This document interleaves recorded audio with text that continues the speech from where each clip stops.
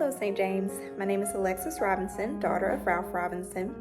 One thing that makes a father so special is their ability to protect their family while also loving them unconditionally. And three words that come to mind when I think of the role of a father, first would be as a teacher. I know my father always taught me about life, how to navigate the world, and just gave me great advice in general. Additionally, I think of the word supporter. So no matter if there's a sports event, an award ceremony, a graduation, I know I could always count on my father to be there for me and to support me and love me. And lastly, I would say a word I think of is giver. So he is always someone who's willing to help others no matter what and not look for anything in return in doing so. And I think that's something that everyone can aspire to do. So to all of my fathers, happy Father's Day, and we are all very, very grateful for you.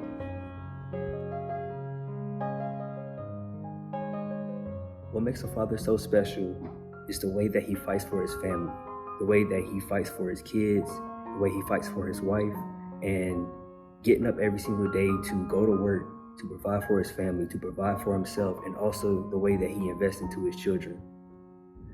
3 words that describe the role of a father and why is persistence, power, and optimism. Because growing up, my father always told me that he believed in me, that he had all the faith in the world in me, and that he knew that I was going to achieve any and everything that I put my mind to. Happy Father's Day to my dad. I appreciate you, I love you, and I'm thankful for you and everything that you've taught me. And happy Father's Day to all the other fathers that's out there. We appreciate you.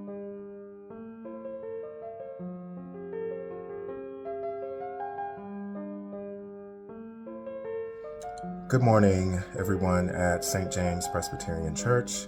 My name is Devin, and I am the son of Ralph Robinson. And I want to say Happy Father's Day to all the fathers out there. And I just want to talk a little bit about 3 things that would describe a father and how my dad fits into that. One of them would be he has always been a role model for me because he's shown me that hard work pays off and that good things come to people who work hard. Another thing he's always been to me is a teacher. He's always given me sound advice and shares his experience and wisdom with me, and that has helped me along the way in my adulthood in making the right decisions. And third, for me, the most important thing about him is that he has loved me unconditionally, regardless of our differences and the path that my life has taken me. He has never treated me any different. And I think that's very important for a child to understand that their parents love them unconditionally. And that's why I am who I am today. And again, happy Father's Day to everybody.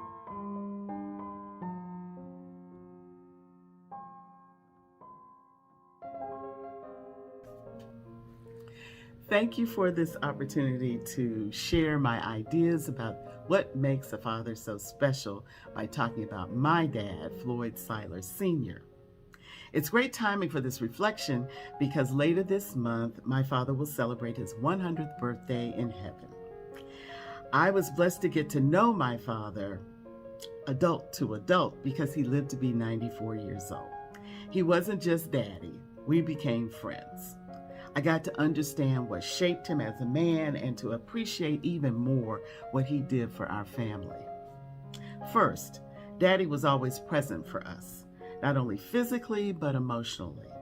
There were times my father worked 3 jobs, and he still showed up at our sporting events, dance recitals, music recitals, and he didn't fall asleep. He championed us and told us how proud he was, even for the smallest accomplishments. He was even present for kids in our neighborhood, and after his death, I learned about the men in his church who considered him a father figure and sought his advice and counsel. I think he was able to be present because he was such a great listener. He knew when to be quiet. He seemed to have just the right words for each situation. Second, my dad respected our mother's intellect. Our parents met on a blind date in High Point when they were in their late 20s. By then, my mother had been teaching for 5 years and was planning to go to grad school. My father had a junior high school education because there were no high schools in Siler City. And since he was one of the older sons, he was expected to work to help support his 12 siblings. Whenever my brothers asked our dad what attracted him to our mother, he would always say that after talking to her for a few minutes, he realized she was smart and ambitious. He knew she was going places. How proud he was to stand next to our mother at her 50th college reunion and receive an honorary alumni award from St. Augustine's University, specifically for supporting our mother's alumni activities over the years. This was a model for all of us. Both of my brothers married women with several advanced degrees, and it also sent a message to me and my sister that there would be men along the way that we would meet who would respect and appreciate our brains.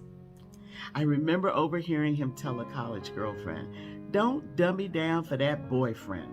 He should be grateful you're even talking to him." Last, my dad modeled optimism.